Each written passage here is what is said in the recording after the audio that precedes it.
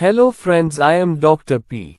K. Paul. Welcome to my channel. Let's think about life differently and change it. So friends, the book I will read today is called The Magic of Thinking Big. Before starting today's video, I inform you that the link of other chapters of this book will be given at description. You can view them from there. So let's begin. Build confidence, remove fear. When friends say, "You're scared," there's no reason to worry. It's just your wildest imagination. Remember that they wish you well. But I know, as you know, that such fear drugs are not very beneficial. These mind-blowing words may take away the fear for a few minutes or a few hours, if not more. It's just your imagination. Therapy can't build confidence, it can't eliminate fear. Yes, fear is a real and genuine feeling. It is also undeniable that fear is embedded in our mind before it can be overcome. Most fear these days has become a disease of the mind. Misdirected pessimistic thoughts lead to worry, anxiety, shame, fear. But recognizing what is at the root of fear does not eliminate fear.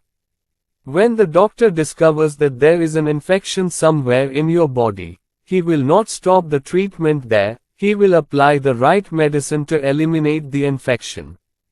The fear of your mind, treatment system of yesteryear is scary. Does not want to acknowledge the presence. But the fear is real. Fear is the first and foremost enemy of success. Fear makes people lose opportunities, fear reduces physical ability, fear makes people sick, causes various problems in the body, shortens life. When speaking should be closed, this country is afraid. Fear, uncertainty, lack of self-confidence. We still have to face recession, financial relaxation. Thousands of people can't do anything special in life, enjoy life because of fear. Fear is really a powerful force. It stands in the way of people getting what they want in life. Fear of all kinds and forms is an infection of the mind. As with body infections, there are a few ways to get rid of mind infections, specifically, treatment methods. First, memorize this information as a preparation for treatment. Take. Self-confidence is something to build. Nicker with self-confidence. Not born people you know who are full of confidence, who are insecure. Conquered. Those who are always comfortable everywhere are the words of their self-righteousness. Collected. Stored also increased. You can do it too. How? You will know in this chapter. During World War II, the Navy was recruiting new recruits. Makes learning to swim compulsory. The intention is clear, cyan. Knowing that the sailor in the middle of the sea will at least survive, not die. Those who did not know how to swim were admitted to swimming classes. I myself have watched several training sessions. It seemed comical to see a group of apparently healthy young people getting scared by falling into water only a foot deep. Recalling one practice session, new sailors were asked to jump off a foot-high board into water 8 feet or slightly deeper, with a half-dozen swimming experts standing by and watching. On reflection, it was truly sad. The gurus were truly a formidable weapon.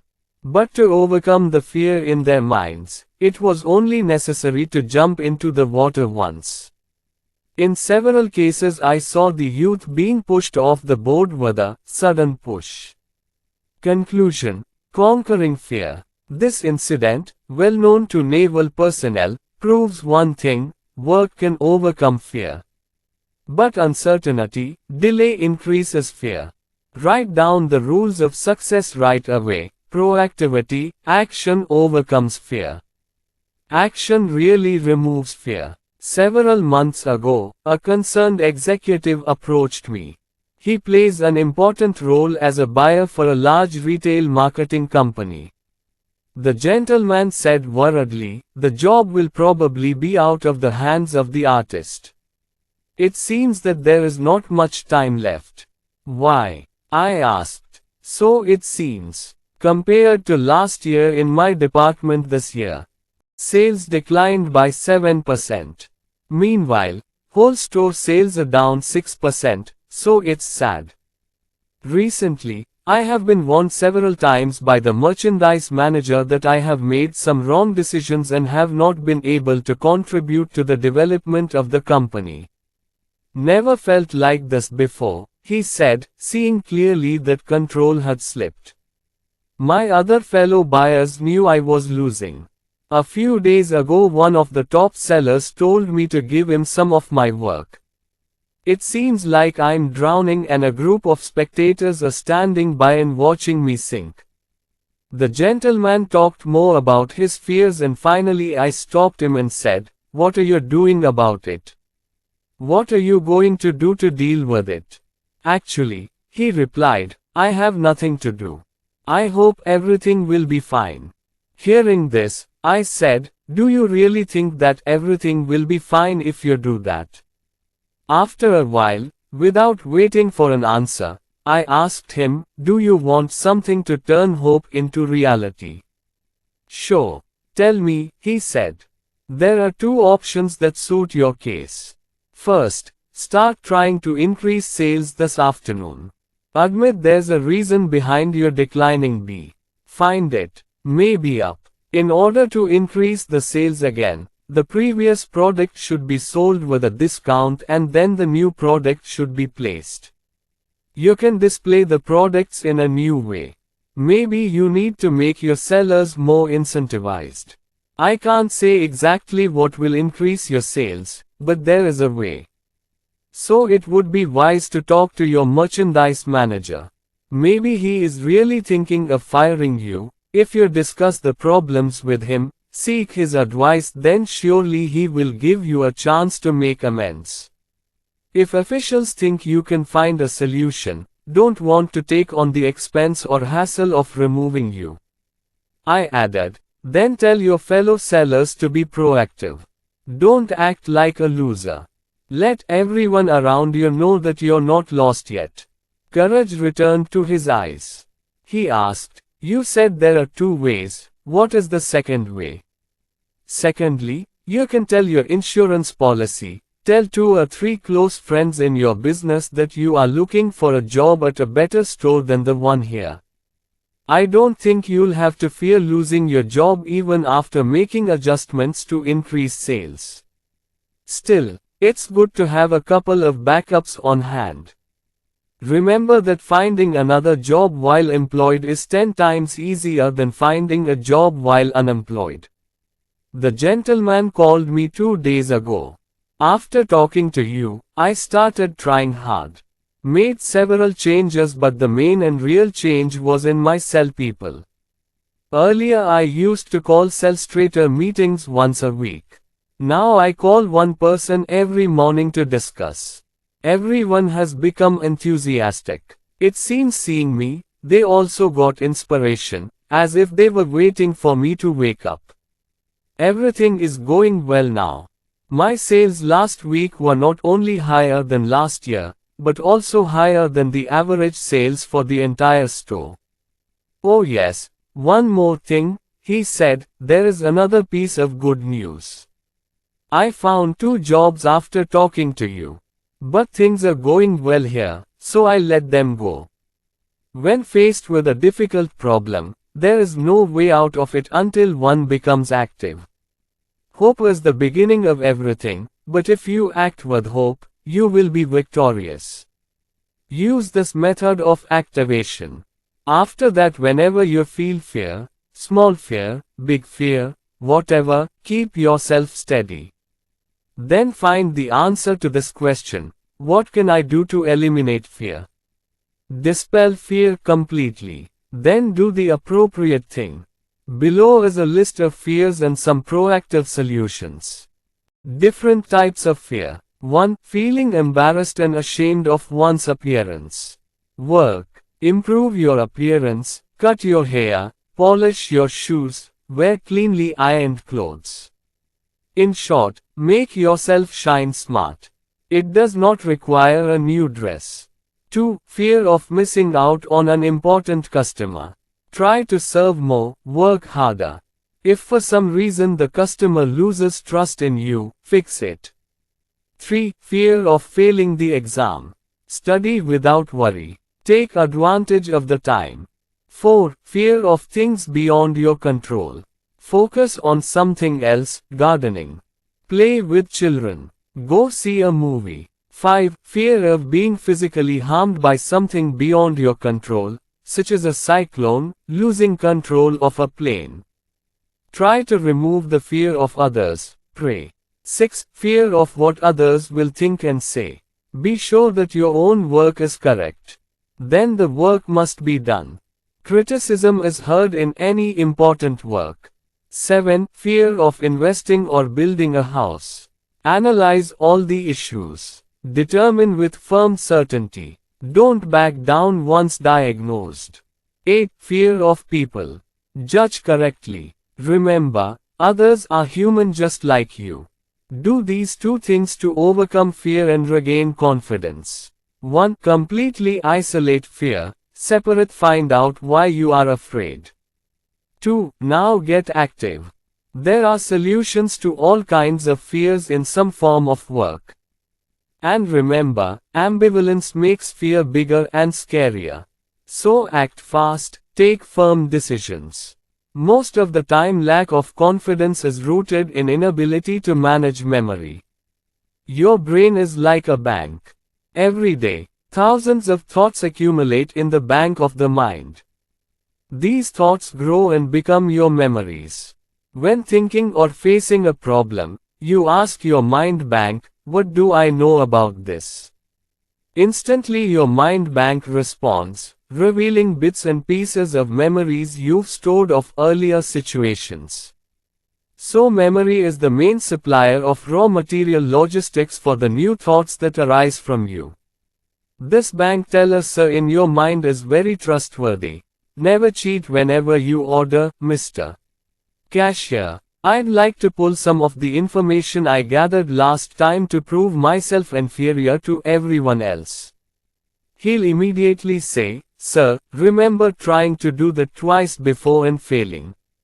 Imagine your master called you a gobbet in class 6, imagine, your peers were criticizing you, imagine. In this way the cashier will continue to give examples, presenting various ideas to prove that you are really wrong. However, if you request the bank of your mind, Khajan Chimshai, I am in great danger. A difficult decision must be made. Can you offer some thoughts that might reassure my mind? Again your cashier will say, "Sure sir." But this time will present some thoughts that you have collected to prove yourself successful. What a great job you did. Think, Mr. Smith had a kip on you. Think your dearest friends about you. What do you do? This very responsible teller sir, will give you the thoughts you want to think. Because the whole bank is yours. Said Mama. Your Shasmriti bank will build confidence for effective management. Building this confidence can do two things in particular. 1. Only channel optimistic and positive thoughts into your bank. It is undeniable that in life one has to face many uncomfortable, embarrassing and disappointing situations. But successful and unsuccessful people adopt completely different ways to deal with this situation. Unsuccessful words get stuck in your mind, boring things get stuck in your memory over and over again. They don't want to think about anything else, even before going to bed at night. These disturbing thoughts are roaming around in their mind. Meanwhile, confident, successful people don't give it a second thought. A successful man collects only good thoughts in his mental bank. How would the car run if you put some junk in the car's engine every morning before going to work? Very soon the engine will break down, stop working. In the same way that your mother's accumulation of non-religious depressing and unpleasant thoughts plagues the mind, depressing thoughts unduly demand the motor of your mind, causing feelings of anxiety, despair, inferiority. While the others move on. Go. These thoughts keep you on the way. Try this. In moments when you are alone, your only companion in your thoughts, such as while driving or eating alone, recall good, happy memories. Store thoughts in the mind bank. It will increase confidence, besides the body will also work well. Make a good plan.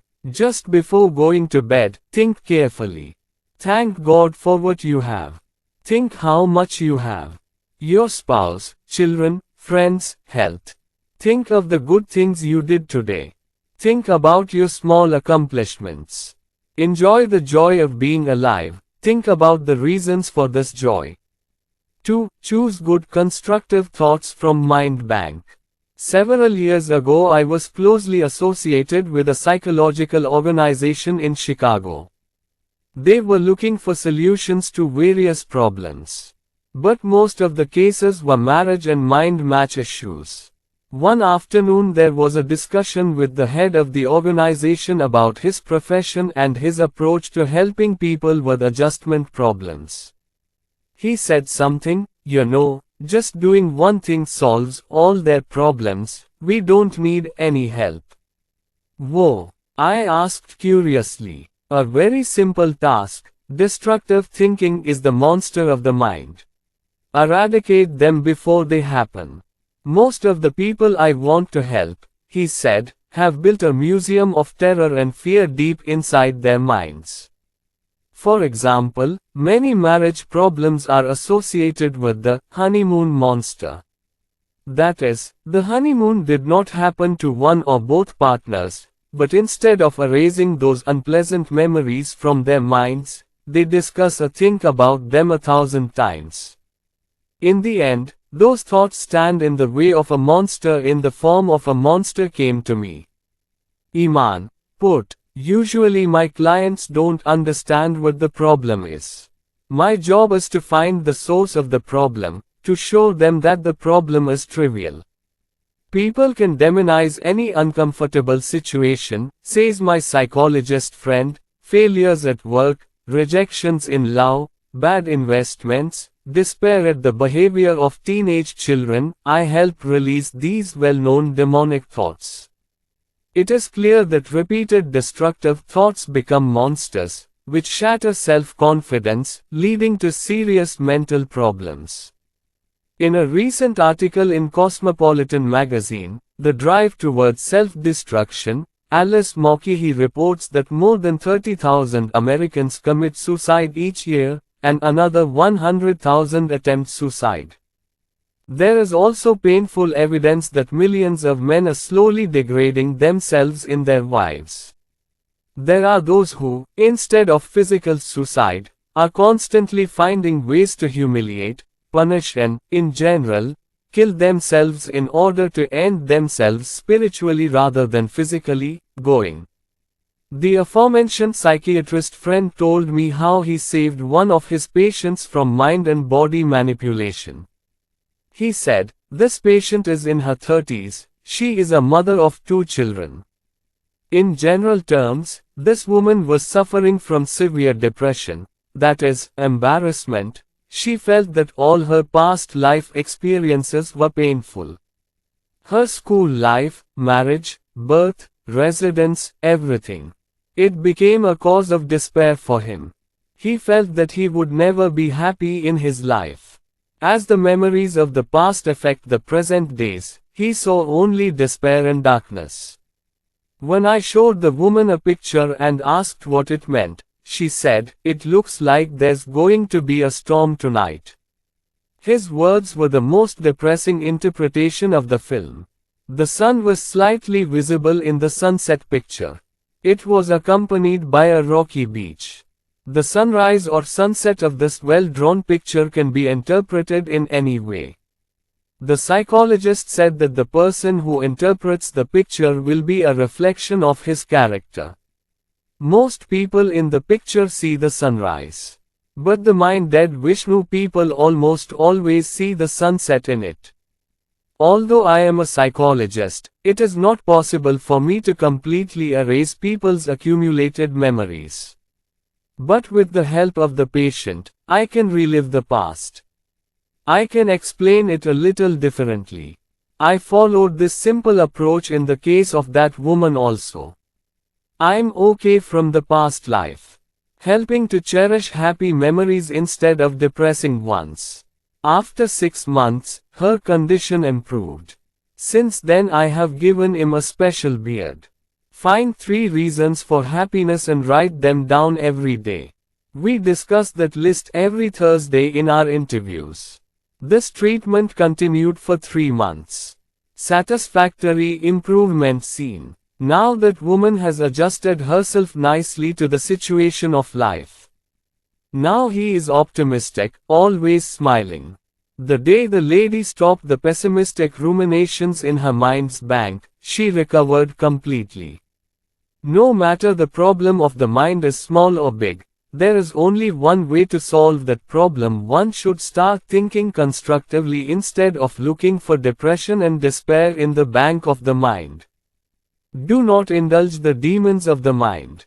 Never bring up painful thoughts from the mind bank. If any memory comes to your mind, forget the bad and only remember the happy moments.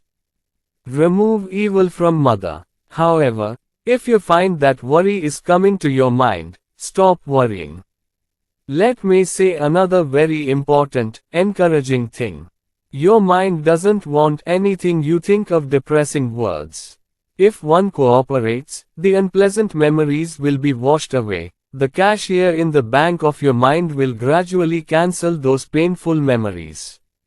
The traditional psychologist of the advertising world, Melvin S. Hatwick, says about recall, ads are more likely to be remembered if they feel good. If they feel unpleasant, the reader or listener forgets the message of the ad. We want to remember the unpleasant ad. In short, unpleasant depressing thoughts are easily forgotten if we don't give them space. From the bank of mind, bring only good, beautiful thoughts, forget the rest. It will strengthen your confidence, the feeling of being first. You can easily overcome fear if you don't feel hopeless self-pity and sadness. Why are people afraid of each other? Why do some become self-conscious before others? What is the root cause of shame? What can be done about it? Fear of others is a terrible disease. But there are ways to overcome that fear. If you try to understand others, you will overcome your shyness or fear of them. A successful lumber merchant friend told me how he learned to judge people. The example is interesting. Before I joined the military during World War II, I was very scared. You wouldn't believe it, I was a very shy and quiet person. It seemed like everyone else was smarter than me. I was always worried about my lack of physical and mental abilities, would have been. I don't deserve success. Fortunately, this sense of dread was removed by the sudden entry into the army. In 1942 and 1943, when the army was being rapidly recruited, I was working in the medical department of their recruiting center, helping to examine the soldiers every day. Every time I saw new soldiers, it would have been a while, my man. Seeing those new soldiers standing naked in a row, they all looked the same. But yes, some were fat, some were thin, some were tall, some were crooked, but all were quite alone. A few days ago they might have been hard workers. Some were peasants, salesmen, aimless unemployed or employed. Just a few days ago, everyone felt the same when they came to this admission center. That's when I discovered a basic thing. I understood that there are differences between people, but in spite of this, there are many similarities between people. I understood that the rest are like me. Everyone loves good food, wants to be close to friends, relatives and family. Wants to move forward in life. The problem is, he likes to relax. If others are like me, then they have no reason to be afraid. Right. The gentleman next door is a man like me, what is he afraid of? There are two ways to understand people correctly. 1. Evaluate others appropriately. Or of 2. In behavior towards others. Remember, first, others are important. Specifically, others matter, every human being matters. But never forget, you matter too. So when you meet someone, remember, we are both important, we are sitting in this discussion for the benefit of both. A few months ago, an official of a business called me to tell me that he had recently hired someone whom I had sent him to look for a job. You know what I like best? Said my friend. Which one? I asked. I was impressed by the way he presented himself. Most applicants get nervous when they get here. They answer the way they think I expect them to. Most of the applicants are like beggars, willing to take whatever is given, not asking for anything in particular. This, gentleman was completely different. He showed me due respect but never condescended to himself. He also asked me as many questions as I asked. Not at all timid, he will improve in life. Due to such mutual consideration, a balance is brought to the situation. No one else becomes more important than you in thinking, intelligence. Others may seem very important. However, remember that he is also human. Like you, he has hobbies, interests, hopes and problems. 22. Try to understand others. Who will always swallow you? Prepared for, it is not uncommon for people to yell at you, come to fight in a rage. If you are not prepared to deal with them, they can seriously damage your confidence and leave you completely broken. I want to know the way to escape from such oppressive people. A few months ago I discovered the right way to deal with such people when I made a hotel reservation in Memphis. It was 6 p.m., the hotel staff was busy registering the names of new guests. The gentleman standing in front of me said his name to the hotel clerk as if the clerk had spoken to his purchased slave clerk. Yes, Mr. A very nice single room has been reserved for you. Single. I wanted the dock room, cried the gentleman. I see, sir, replied the clerk very politely. Opening the guest book from the file, he said, excuse me, sir. But your telegram asked to book a single room. If we had a double room available at the moment, we would have given you one, but we don't have one. I don't care what that piece of paper says. I want a double room, the exasperated customer yelled obscenities. Then he, threatening the you don't know me crowd, said, I can fire you, mind you. The fearless young clerk, standing before the shout, repeated, Sir, we are sorry but this action has been taken as per your instructions. At the end, the customer became very angry and said, I understand how this non-hotel works. Even if I give the best suite here, I will not stay here for a moment, and walked away. I walked towards the desk, thinking to myself that the clerk must be very angry after hearing such abuse. But he greeted me with a smile saying, Good evening, sir. Arranged the room for me. I asked him, the way you handled the situation a little while ago is really admirable. You have great composure. Sir, said the boy, say Kilav in anger at such people. Look, maybe he's not over me. He hurt me a bit. In fact, maybe the lum is somewhere else, maybe his wife is the root cause of the problem or the business is not going well or he is suffering from inferiority complex, so he is trying to prove his superiority by using this. I was just a medium to vent his anger, sir. The clerk added, maybe the man is really good, most of them are.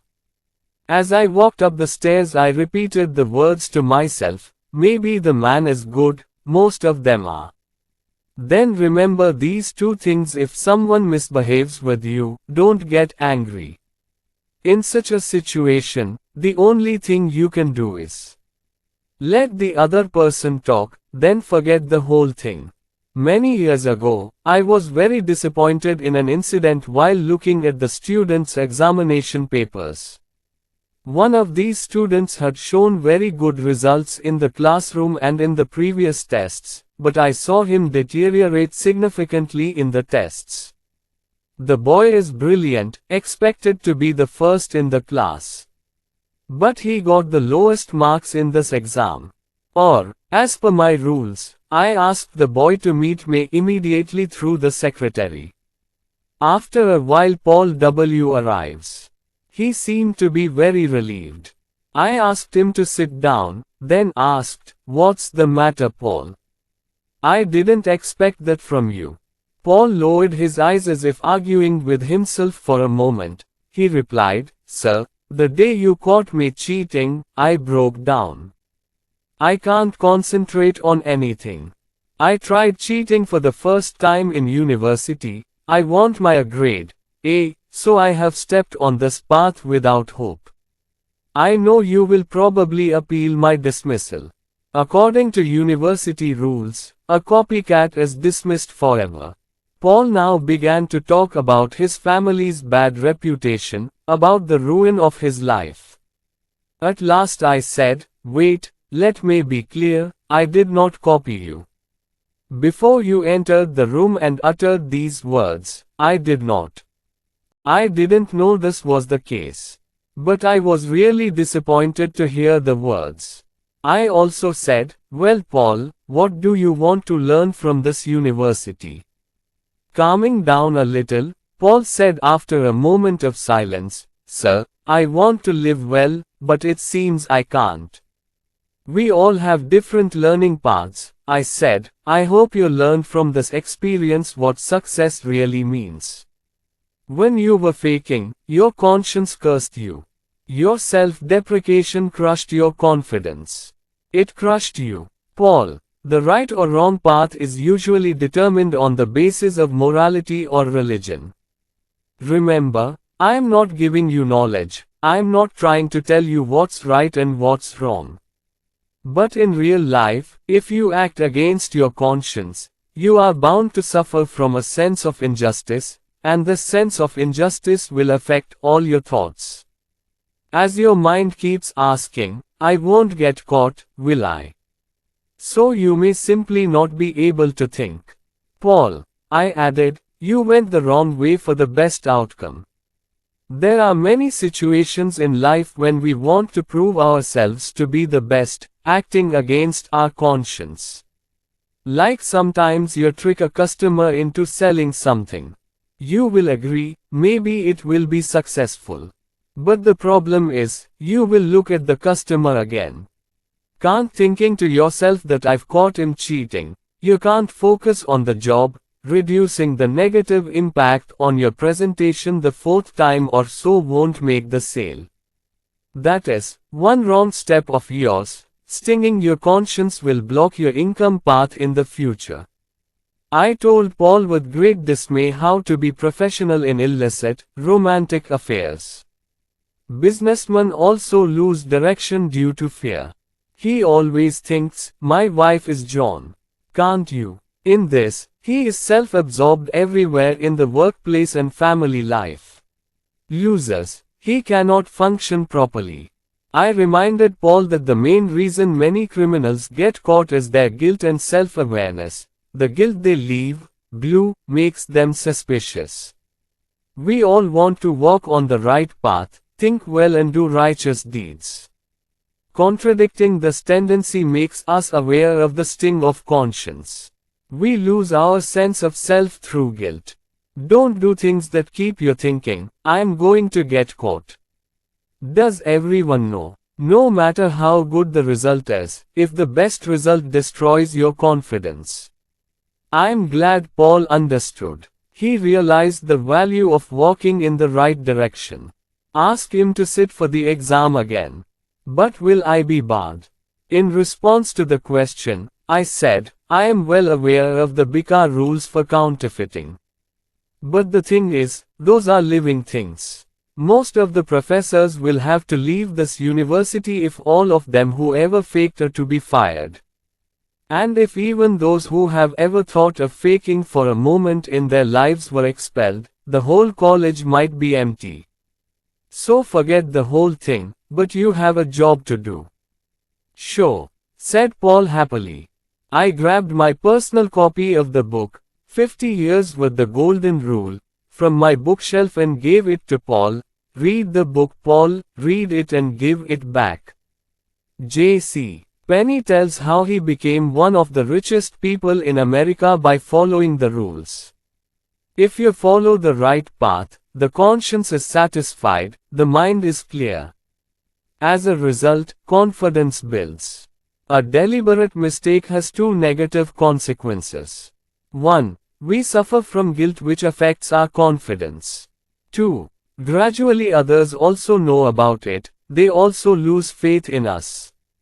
Choose the right path, strengthen your confidence. This is the key to success. This basic principle of psychology is read less than 25 times. Read, memorize, act confident, think like confident. The great psychologist Dr. George W. Crane in his famous book Applied Psychology, Chicago, Hopkins Syndicate Inc., 1950, said, "Remember, feelings follow actions. By the action you do you can control the next, i.e. the feeling, so very familiar. Sad events, must be aware of the causes of problems and wrongs in marriage. Daily related feelings will also be accurate. Every day you and your partner spend time with each other, kiss, express love to each other with words of appreciation, various small sweet things like that. If you do business, you don't have to worry about love. If you don't have loyalty to each other, it's impossible to express it. Moving on the right path. Manastavidra says that if we can change our actions, we can also change our attitude. For example, if you want to smile when you want to stand straight, not leaning, morale increases and self-confidence increases. If you frown, you will see that the mood also deteriorates. It's easy to prove that well-managed activities can change feelings. People who are shy and embarrassed to stand in front of others can overcome their shyness and become confident if they follow these 3 simple steps. First, greet the gentleman in front of you. Second, look her directly in the eye and talk. Third, say, "It was nice talking to you." These 3 simple actions can automatically remove shyness. Acting with conviction will restore confidence in thinking. To build self-confidence, act as you want to feel. Below are 5 tips for building self-confidence. Read them carefully. Then make a conscious effort to follow them and build confidence. 1. Sit in the front row. Notice what meetings, churches, classes and others. Are the back rows filled first at the conference? Everyone wants to sit in the back so as not to attract attention. Lack of confidence is the main reason for not attracting attention. Sitting in front increases confidence. Practice sitting forward. Try to sit as close to the front row as possible from now on. Maybe you will attract attention if you sit in front, but success also attracts attention. 2. Practice eye contact. How a person uses his eyes tells a lot about a person. When you talk to someone who doesn't make eye contact, the first thing you think is, what is the person trying to hide? What is he afraid of? Are you trying to hide something? Are you hiding something? Usually one of 2 reasons for not making eye contact is that it might be saying, "I feel vulnerable around you. I feel small, I fear you, or I am guilty. I've done something or had a thought that I don't want to tell you. I'm afraid you'll recognize me by looking into your eyes." Without eye-to-eye contact, you won't get a good impression of yourself. You'll convey, "I'm scared. I don't have confidence." To overcome this fear, look others in the eye and talk. To look someone in the eye means, I am an honest, good person. I have complete confidence in what I am telling you. I am a coward. I have faith in myself. Eye contact will benefit you, that in front. Look straight into his eyes and talk. It will increase your confidence. Others will trust you. 3. Increase walking speed by 25%. Going to the county seat was a thrill for me as a child. When I would sit in the car after all the work, my mother would say, David, let's sit here and watch the people come and go. Mom was good at a fun game. He used to say to me, see that man. Tell me why he is worried. Or tell me that lady is going to do B now. Or look at that man. It seems that he does not understand anything. It is interesting to see people walking around. This pastime is cheaper than going to the movies, that's probably why Mom invented it, and there's a lot to learn. I still play the game. Study the behavior of people in corridors, meeting rooms, pavements. According to psychologists, clutter and laziness in walking are signs of bad behavior towards oneself, work and surrounding people. But psychologists also say that we can change our attitudes and behaviors by changing our posture and movement. Notice, the state of mind is a reflection of our physical actions. Desperate losers only stumble. They have no self-confidence.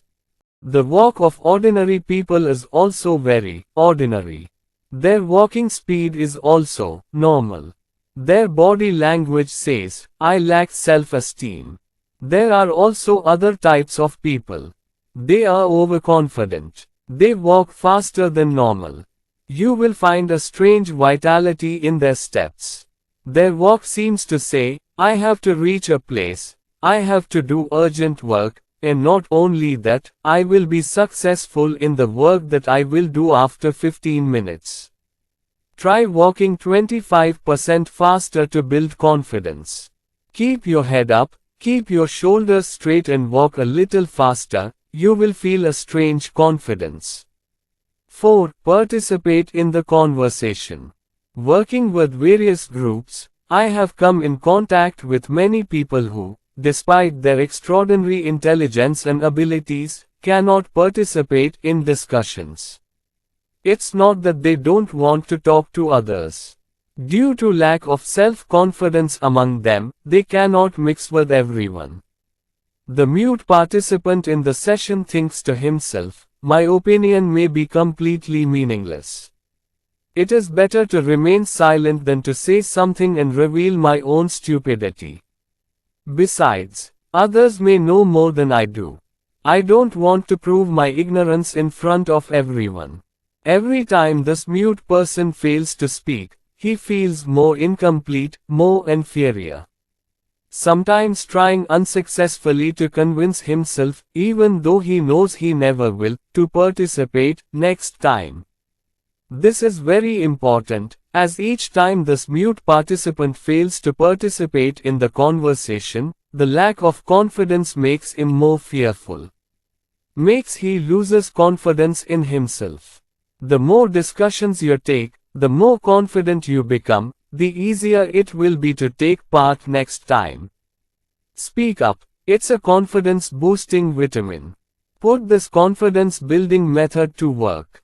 Participate in all and more LR discussions. Voluntarily participate in business sessions, committee meetings, social gatherings everywhere. Don't make exceptions. Comment, give feedback, ask questions. And don't be the last to speak. First of all, try to be the first speaker in the discussion. Never think that speaking up is proof of stupidity. Believe if someone disagrees with your comment, maybe someone else will. Stop asking yourself, is it okay to talk? Instead, draw attention to the leaders in the discussion so that your participation is easy. You can join the Toastmasters Club for special training and experience in speaking. Many self-aware people have regained their confidence by following a well-planned program to overcome shyness when speaking to others. 5. Open your heart and smile. Many people may have heard that the heart is filled with a hearty smile. It is said that laughter is the best cure for lack of confidence, but many people do not believe the saying because they have not tried to smile when they are afraid. Try it. Think you are a loser. Try to laugh at the same time, you can't.